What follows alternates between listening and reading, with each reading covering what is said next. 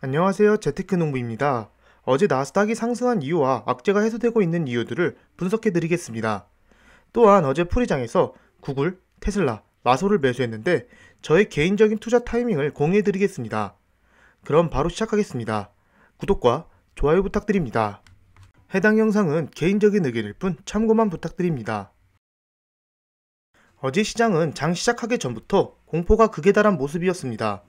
보시다시피 갭 하락으로 시작했다가 쉬지 않고 계속 끌어올렸습니다.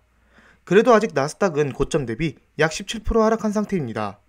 보시다시피 12,500 부근에서 장이 열렸다가 무려 7%에 달하는 변동성을 보여주면서 시장을 끌어올렸습니다.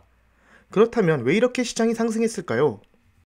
먼저 시장에서는 이 러시아가 전쟁 침공한 것을 악재 해소로 판단한 듯합니다. 보시면 어제 장 시작 전까지는 계속 러시아 침공 뉴스와 공포 뉴스가 나오면서 선물 시장은 급락했고, 보시다시피 테슬라는 $700 아래까지 내려갔습니다. 어제 유튜브 영상들이나 댓글들을 보면 다들 엄청난 공포를 보여줬는데요. 지금까지는 러시아가 확실한 결정을 안 하면서 시장은 공포심에 있었지만 침공 결정이 나면서 시장은 악재 해소로 판단했습니다. 작년에 테이퍼링을 실제로 시작했을 때는 나스닥이 사상 최고치로 급등했습니다. 테이퍼링 시작 전까지는 테이퍼링 얘기만 나와도 나스닥이 하락했는데 정작 테이퍼링 발표 시에는 악재 해소로 급등했던 것이죠. 결국 지금의 상황도 동일하다고 생각됩니다. 두 번째는 오늘 새벽에 있었던 바이든 연설인데요. 이번 연설에서 또 한 번의 제재가 나왔지만 정작 러시아에 대한 핵심 규제를 하지 않았습니다. 그러면서 미국은 직접 참전하지 않는다고 발표하면서 시장의 투자 심리가 살아났습니다. 그리고 이번 주 영상에서도 말씀드렸다시피 최근에 제재를 가한 내용 모두 새롭거나 강력한 제재가 아닙니다. 러시아 대외경제은행 VEB는 예전부터 산업 스파이 은행으로 제재받아왔으며 노르트스트림2도 이미 완공이 다 됐고 허가만 남은 상태입니다. 즉, 러시아한테 직접 타격을 줄 만한 핵심적인 제재는 안 하고 있다는 소리입니다. 그렇기에 시장은 바이든 연설 후에 상승했던 것이죠. 마지막으로 연준의 공격적 긴축 가능성이 낮아지고 있다는 건데요. 미국 금리 선물 시장에서는 연준이 3월에 금리를 50포인트 인상할 가능성을 10%대로 낮췄습니다. 일주일 전에 30%를 웃돌던 데에서 크게 낮아진 것입니다. 토마스 버킨 리치먼드 연은 총재는 이날 한 토론회에서 이번 러시아 사태가 연준의 공격적인 긴축 정책을 변화할 수는 있어도 근본적인 정책에는 큰 변화가 없을 것이다 라고 말했습니다. 또한 로레타 메스터 클리블랜드 연방준비은행 총재도 이날 연설을 했는데 3월에 금리를 올리고 이후 몇 개월간 추가적인 인상을 단행하는 것이 적절할 것이라고 말했습니다. 이 말은 3월에 금리를 올리되 추후의 사항을 봐서 공격적인 긴축을 하자는 뜻이죠. 두 의원의 말을 종합해보면 현재 상황에서 연준이 한 번에 50포인트를 올리는 것은 시장한테 부담이 갈 수 있다는 뜻입니다. 그리고 이어서 현재 러시아 우크라이나 전쟁 이슈가 연준 정책의 속도를 결정하는 데 있어 하나의 요소가 될 것이라고 말했습니다. 연준도 현재 이 러시아 전쟁 이슈를 유심히 보고 있고 공격적인 긴축을 조금 자제하려는 움직임을 보여주고 있습니다. 그렇다면 앞서 보여드렸다시피 3월에 0.25%만 올린다면 시장은 강한 반등이 나올 수도 있습니다. 현재 시장은 3월에 0.5% 올린다는 것을 가정하고 이미 선반영해서 하락했기 때문이죠. 이 영상은 러시아에서 시위가 일어난 영상인데요. 러시아의 제2의 수도라고 불리는 상트페테르부르크에서 대규모 전쟁 반대 시위가 일어났습니다. 유튜브 동영상을 캡처했는데 보시면 상당히 규모가 큽니다. 러시아 같은 나라에서 이렇게 대규모로 전쟁 반대 시위를 한다는 것이 조금 놀랍네요. 모스크바도 시위가 있었다고 하지만 경찰에 의해서 진압됐다고 합니다. 그동안 푸틴은 지지율이 안 좋을 경우 전쟁을 통해 지지율을 올렸지만 지금은 조금 상황이 다른 것 같습니다. 현재 푸틴의 지지율이 최저점인데 전쟁을 통해 내부적으로 이런 시위가 많이 일어난다면 푸틴 입장에서는 그리 좋아 보이지는 않습니다. 변동성 지수인 빅스 역시나 장 초반에는 37 가까이 올라갔지만 나스닥과 동일하게 크게 하락했는데요. 그래도 아직은 높은 값을 유지 중이니 조심해야 할 듯합니다. 피어앤그리드 수치는 어제 장 초반만 해도 18까지 떨어졌습니다. 그래서 아래 차트에서 18 부근에서 선을 그어봤는데요. 보시면 코로나 때 이후로 거의 최저점이라고 볼 수 있습니다. 보시다시피 공포지수는 아래를 찍고 다시 상승하는 추세를 보여줬는데요. 과연 이 차트처럼 최저점을 찍고 다시 반등할지 코로나 때처럼 반등한 척 하다가 내리꽂을지는 두고 봐야 할 듯합니다. 제가 어제 멤버십 회원분들한테는 풀이장에 이 종목들을 매수했다고 공유드렸는데요. 어제 매수한 종목은 마소, 테슬라, 구글입니다. 그렇다면 제가 왜 이 종목을 매수했는지 말씀드리겠습니다. 첫 번째 종목은 마이크로소프트입니다. 보시다시피 고점 대비 15% 하락한 상태인데요. 지금 보이는 차트는 주봉 차트이며 31선, 61선, 121선을 표시해봤습니다. 보시면 2018년 위기 때나 2020년 코로나 때 모두 61선을 찍고 반등했습니다. 차트를 보고 매매하지는 않지만 사람들의 심리와 추세라는 것이 있기 때문에 추가 매수할 때는 이렇게 하나의 지표로 이동평균선을 활용하기도 하는데요. 지금 주가는 보시다시피 61선에 도착하지 못했지만 어제 풀이장에서 매매하면서 자료를 공유해드렸을 당시에만 해도 정확하게 61선에 닿고 있었습니다.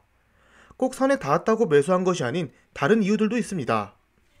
최근 마이크로소프트 PER이 코로나 이후 최저점으로 떨어졌는데요. 어제 풀이장 기준이었으면 30 이하로 떨어졌다고 생각합니다. 하지만 다시 주가가 상승해서 31.3까지 상승한 상태입니다. 포워드 PER이 27인 것은 앞으로 실적이 더 잘 나올 것으로 시장은 예상한 듯합니다. 참고로 마이크로소프트의 5년 평균 PER은 34입니다. 현재 값은 5년 평균 PER보다도 낮은 값입니다. EPS랑 매출 예상치를 보시면 시간이 지날수록 분석가들이 계속 높은 값으로 수정하고 있는 것을 확인할 수 있습니다. 이 말인즉슨 시간이 지나면 지날수록 마이크로소프트의 EPS와 매출이 시장의 예상치를 깨고 있다는 소리입니다. 현재 마소의 주가 하락에 비해 EPS와 매출은 여전히 굳건한 성장을 보여줄 것으로 예상됩니다. 위에가 마소의 EPS 예상치, 아래는 매출 예상치입니다. EPS가 계속 증가하고 2025년 기준 포워드 PER은 18로 떨어지는데요. 18이란 값은 마이크로소프트가 2015년을 마지막으로 한 번도 보여주지 않은 값입니다. 마소의 기업 가치가 하락한다면 18까지 떨어질 수 있다고 생각하나 마소 같은 기업은 성장 동력이 더 많아질 것으로 보이는 이 상황에서 이렇게 낮은 PER을 보여주지는 않을 것으로 생각됩니다. 매출 또한 꾸준히 증가하고 있고 13%가 낮은 매출일 수도 있지만 100만원의 13% 매출과 1000만원일 때 13% 매출이 다르듯이 실제로 버는 금액 차이가 엄청나게 차이 날 것으로 보입니다. 즉 매출 성장률이 그리 크게 늘지는 않아도 실제 커지는 금액은 엄청나게 차이가 날 것으로 보입니다. 그 외에도 배당이 있는 대표적인 배당 성장주입니다. 18년간 계속해서 배당을 상승시켜왔고 코로나 때도 배당금을 올린 기업입니다. 기관들은 금리 인상이 다가옴에도 불구하고 올해 1월과 작년 말에 계속해서 타겟 주가를 상향시키고 있습니다. 당연히 투자 의견 모두 매수 의견입니다. 기관들의 평균 타겟 주가는 370달러로 앞으로 25%가량 상승 가능합니다. 또한 오피스 제품 가격을 올해도 인상시킬 것으로 보이고 최근 블리자드 인수를 통해 메타버스 시장에서의 경쟁력을 강화하고 있습니다. 자사주 매입도 계속해서 늘리고 있으며 현금 보유량 또한 엄청나게 많은 기업입니다. 그 다음은 구글입니다. 구글은 현재 고점 대비 12.4% 하락한 상태이며 과거를 봤을 때 61선에 터치하고도 한참 더 하락할 때가 많았습니다. 그리고 지금 주가는 61선에 터치하지도 않았는데요. 어제 매수할 당시만 해도 61선 근처까지 왔지만 주가가 어제 반등하면서 크게 올라갔습니다. 하지만 이것 말고도 다른 좋은 지표가 있었습니다. 현재 구글의 PER이 상당히 낮아졌는데요. 코로나 때만큼 PER이 하락했고 5년 평균 PER 34보다 훨씬 낮은 수치입니다. 더구나 포워드 PER이 20 이하로 떨어진다는 것은 빅테크 주식 중에서 가장 낮다고 볼 수 있습니다. 애플과 마소, 구글을 비교해봤습니다. 보시면 마소가 PER이 제일 높고 그 다음은 애플, 구글이 제일 낮은 것을 볼 수 있습니다. 아마존과 메타를 제외하고 빅테크 중에서 제일 낮은 PER을 보여주고 있는 구글의 주가가 충분히 저평가라고 보여줄 수 있습니다. 최근 실적 또한 역대급 실적에 주식 분할까지 발표하면서 장중 신고가를 뚫었습니다. 시장만 좋아진다면 이 신고가를 단숨이 뚫을 수 있다고 생각합니다. 그 외에도 추가 매수를 결정하게 된 여러가지 요인들이 있는데 제가 최근에 분석해드린 구글 분석 영상을 참고 부탁드립니다. 고정 댓글에 주소를 달아놓겠습니다. 마지막으로 테슬라입니다. 테슬라는 어제 700달러가 깨지면서 600달러를 보여줬지만 역시나 큰 상승률을 보이며 800달러를 회복했습니다. 테슬라는 보시다시피 작년 초에도 이렇게 큰 하락이 있었는데요. 고점 대비 40% 하락했고 어제는 최저점인 700달러 기준으로 고점 대비 45%나 하락한 상태였습니다. 저는 코로나 때 테슬라를 매수하고 그 이후에 추매는 한 번도 하지 않았는데요. 앞으로 전기차 시장의 가속화와 테슬라의 기가팩토리 공장 가동이 정상화된다면 700달러는 충분히 매력적인 가격이라고 생각했습니다.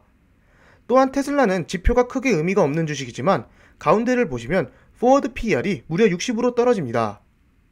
PER이 1000 이상까지 올라간 대표적인 성장주인 테슬라가 100 이하로 떨어진다는 것은 그만큼 현재 주가가 실적에 비해 저평가되어 있다고 판단했습니다. 물론 시총이 어마어마하게 커지면서 전과 같은 PER을 보여주진 못하겠지만 그래도 다시 100 이상은 보여주지 않을까 개인적으로 생각됩니다. 저는 코로나 때 이후 처음으로 테슬라를 추가 매수했으며 이렇게 크게 매수 단가가 차이 나면 보통 다른 계좌로 테슬라를 매수합니다. 그게 훨씬 관리하기도 편하고 추후에 테슬라를 더 매수하거나 아니면 조금 매도하더라도 쉽게 정리할 수 있기 때문입니다. 그리고 전에도 말씀드렸지만 현재 보이는 테슬라 단가보다 30%가 더 떨어졌습니다. 코로나 절정일 때 말이죠. 그 당시에 저는 좋은 종목이라는 확신이 있었기에 계속해서 추매를 했고 결국 시간이 지나니 이렇게 높은 수익률을 보여줬습니다. 최근 고점인 1200달러까지 갔을 때도 저는 팔지 않고 그대로 들고 있었습니다. 더 높이 올라갈 것이라고 생각하기 때문이죠. 그래서 제가 드리고 싶은 말씀은 지금의 공포장은 사람마다 다르기에 코로나 때보다 더 심하게 느껴지시는 분들도 있고 다들 힘든 장이라고 생각합니다. 하지만 좋은 주식을 철저히 분석해서 분할 매수로 대응한다면 앞서 보여드렸다시피 공포를 엄청난 수익률로 바꿀 수 있다고 생각합니다. 여러분들도 저보다 더 높은 수익률을 볼 수 있다고 생각합니다. 언제 사셔도 나스닥은 계속 우상향이니 수익을 가져다 줄 거지만 이런 하락장에 타이밍을 잘 보셔서 매수하신다면 더 큰 수익을 볼 수 있기에 하락장의 공포만 느끼지 마시고 자신의 투자 기준을 세워 추가 매수하신다면 큰 수익을 볼 수 있다고 생각합니다. 어제는 크게 반등했지만 오늘은 크게 하락할 수도 있습니다. 너무 오늘 내일의 주가만 보지 말고 몇 년 뒤의 주가를 예상하시면서 투자하신다면 멘탈을 잘 잡을 수 있다고 생각합니다. 다같이 화이팅 하면서 이번 하락장을 잘 이겨냅시다. 감사합니다. 절대 투자 추천 영상이 아닌 개인적인 의견이니 참고만 부탁드립니다. 지금까지 제 영상을 봐주셔서 감사합니다. 구독과 좋아요 부탁드립니다.